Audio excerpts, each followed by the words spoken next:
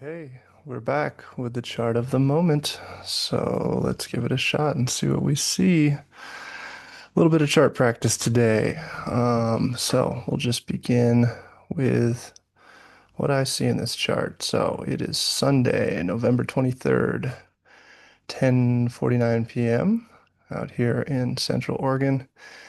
And the first thing we're going to see in this chart today is that the sun has moved into Sagittarius. So we're sitting at 2 degrees, 14 minutes in Sag. And we've got that grand trine still going, which is real nice. What's been shifting lately with this grand trine is we're adding in Venus to the mix.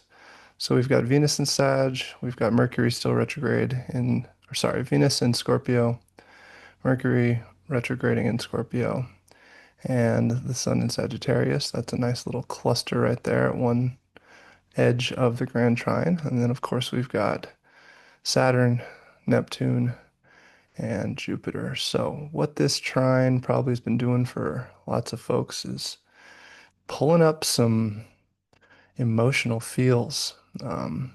With three corners of a grand water trine all in retrograde, it can be reflecting on your emotional needs, reflecting on those undercurrents, those things that the water moves. Now, when we say emotional things, when we talk about emotional things, a lot of people will first begin to think about sadness in the depths of those kind of more, you know, intense down emotions, but there's also a lot of joy and a lot of inspiration in a water trine. So if you're feeling creative, if you're finding that what's coming up during this trine, which with Venus coming around can be about relationships, can be about beauty, can be about all of the things that give you a little spark to beautify your life.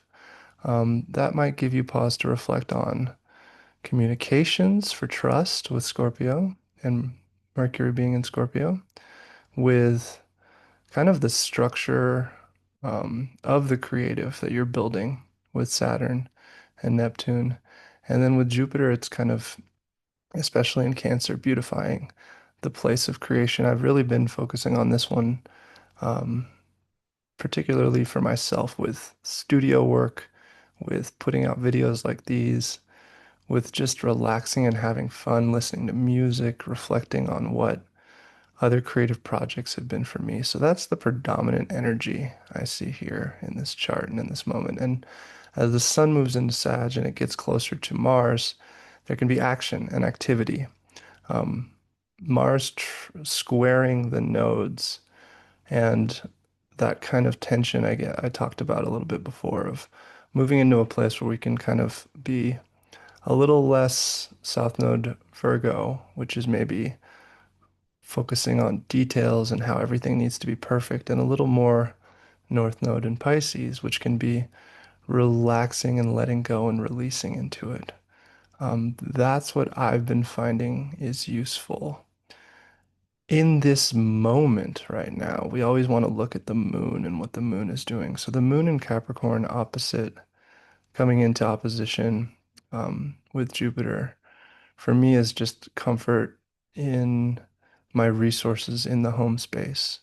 And what that's looked like for me is getting the microphone out, getting the lights down low, getting things the way I want them so that I can take this Sagittarius energy and make something with it.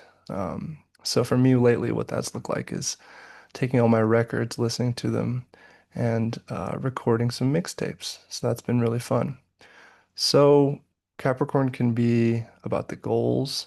It can be kind of seeing the big picture.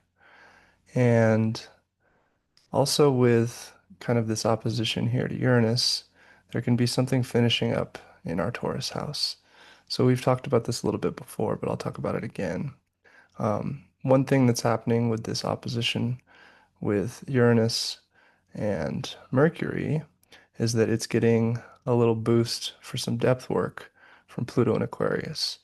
Now, Pluto is going to be trining Uranus and it's going to be sextiling or it is right now, sextiling Mercury.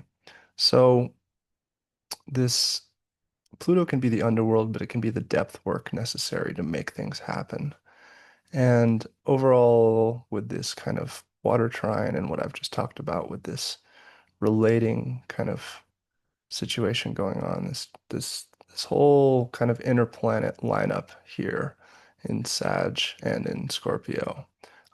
This is us right now reflecting on how we engage and create with the larger world. Pluto's kind of just what's going on in the overall larger world, like even further out. And then Uranus can be, like I've said before, that kind of spark of inspiration, that awakening factor, that thing that shows you that you've actually got what it takes. You just need to get on it. So that's kind of the energy tonight. And that's what I'm reading when I see this chart.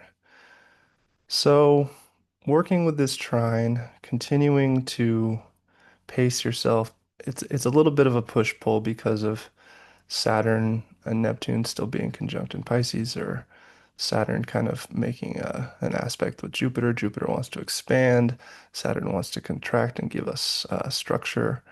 So my whole thing with this Sag season or with this Mercury retrograde has been just put the imperfect thing out there into the world.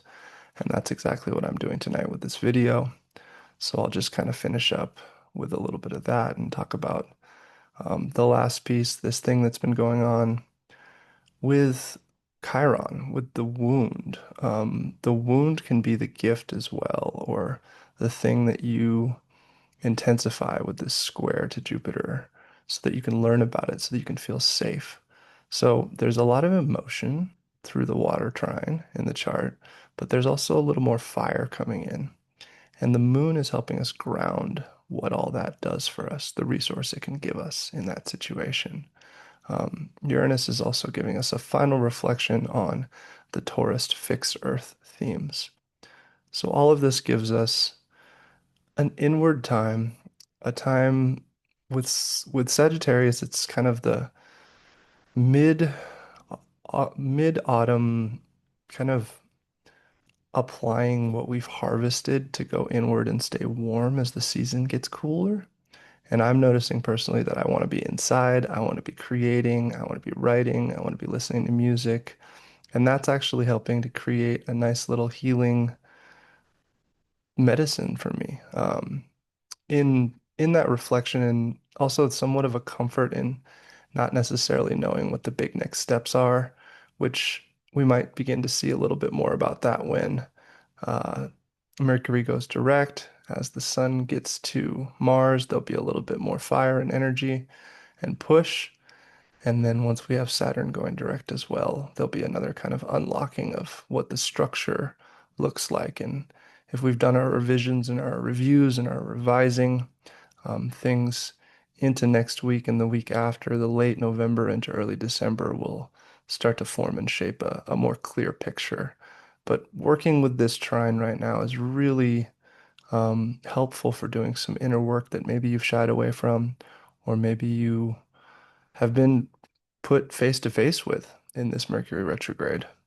So Venus is giving us this kind of soft, beautiful, almost like a soft tissue, a nice pillowing around this process, whatever it is, to just relax into the work a little bit, whatever that looks like for you. Sagittarius is pushing you forward to find out what's truth, what isn't, to kind of cut away the stock and keep the seed and keep what you really need for this year and into next year.